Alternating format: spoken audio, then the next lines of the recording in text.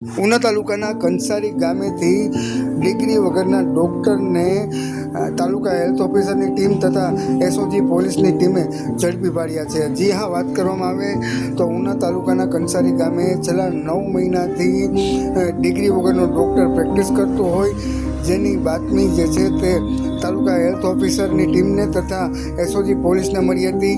આ બંને ટીમોએ સંયુક્ત ઓપરેશન હાથ ધરી અને આ ડિગ્રી વગરનો ડૉક્ટર ભાવેશ જે છે તેને ઝડપી પાડી અને કાયદેસરની કાર્યવાહી હાથ ધરી છે।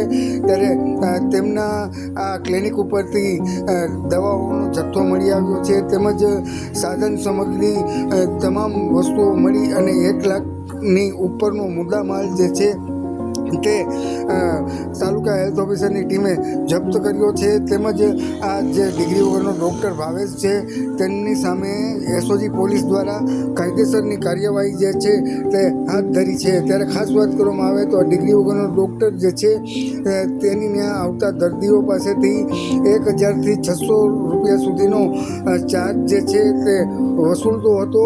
ત્યારે ક્યાંક ને ક્યાંક કહી શકાય કે આ ડૉક્ટર જે છે તે દર્દીઓના અને લોકોના આરોગ્ય સાથે ચેડા કરી રહ્યો હોય, જેને લઈ અને પોલીસે તેમની સામે કાયદેસરની કાર્યવાહી હાથ ધરેલ છે। હું તો આ બતાવ્યા તો પહાડો હાથ દુખે ને। કેટલી વખત આવ્યા? હજી એક વખત આવ્યો છે ને બીજી વાર આવ્યો। બીજી વખત સાહેબે દવા આપી હતી? ત્યારે દવા કેવું રહેતું પહેલી વખત બતાવવા આવ્યા ત્યારે? આમ થોડો દુખે મારો હાથથી હું બતા કેટલા પૈસા લઈશ સાહેબ?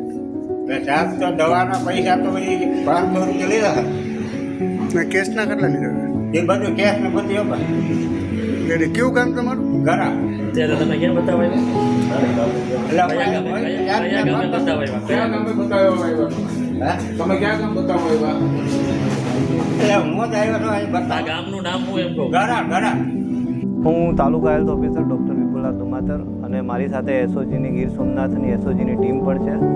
અને અહીંયા કંસારી ગામે પાછા તરફ જતા રોડે બાપા સીતારામ કરીને એક બેકરી છે, તેમાં અમને સંયુક્ત રીતે એસઓજીની ટીમ અને અમારી ટીમને જાણ મળી હતી કે કોઈક ડૉક્ટર પ્રેક્ટિસ કરે છે અને ઘણા બધા દર્દીઓ આવે છે।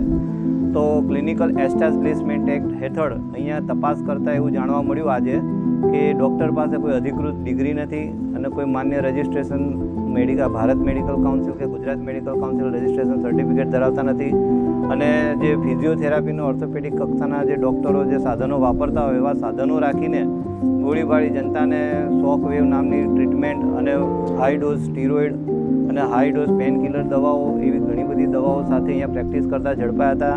અને અમારી ટીમે અને એસઓજીની ગીર સોમનાથની સંયુક્ત ટીમ સાથે આજે રેડ પાડેલ હતી કંસારી મુકામે બાપા સીતારામ કરીને બેકરીમાં।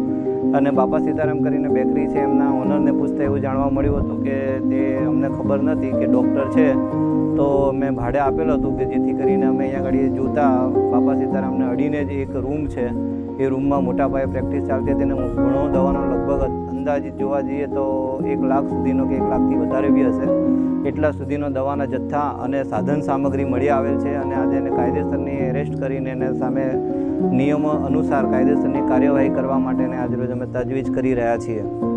કેટલા દર્દીઓની બતાવવા માટે આવતા હતા અને શું ચાર્જ લેવામાં? અને અંદાજિત અમારે ઘણા દર્દીઓને અમે પૂછપરછ કરતાં એવું જાણવા મળેલું હતું કે આજુબાજુના ગામમાંથી અને આજુબાજુના શહેરોમાંથી દર્દીઓ આવતા હતા અને અંદાજિત એક દર્દી પાસેથી 600થી 1000 રૂપિયા જેટલો ચાર્જ ઉઘરાણી કરવામાં આવતી હતી અને રોજના લગભગ 30થી 40 જેવા દર્દીઓ અલગ અલગ આજુબાજુના જિલ્લામાંથી કે શહેરમાંથી આવતા હતા। તો એ ઘણી મોટા પાયે દર્દીઓને બી ખબર નહોતી કે આ ડૉક્ટર હકીકતમાં સાચા છે કે ખોટા છે, જેથી કરીને મારી બી એક નમ્ર વિનંતી છે કે ગમે ત્યારે હવે તો સરકારશ્રીના નિયમ અનુસાર ગુજરાત રજિસ્ટ્રેશન ક્લિનિકલ એસ્ટાબ્લિશ હેઠળ રજિસ્ટ્રેશન સર્ટિફિકેટ દરેક ડૉક્ટરે રજિસ્ટ્રેશન સર્ટિફિકેટ કરાયા પછી એ પોતાના ક્લિનિકમાં રાખવું જરૂરી છે અને એવા ક્લિનિક જો માન્યતા ધરાવતા હોય તેની પાસેથી જ દવા લેવાનો આગ્રહ રાખવો જોઈએ, જેથી કરીને ભવિષ્યમાં આવા ચેડા પોતાના શરીર સાથે ના થાય અને આવી બધી દવાઓના હિસાબે આડઅસરો ઉત્પન્ન ના થાય। કારણ કે આવી મોટાભાગની દવાઓથી કિડનીની તકલીફ, લીવરની તકલીફ અને અંધત્વ અને ડાયાબિટીસની તકલીફોના જોખમો વધી રહ્યા છે। સાહેબ, આને દવા મોકલનાર વ્યક્તિ વિરુદ્ધ કાર્યવાહી કરવામાં આવશે?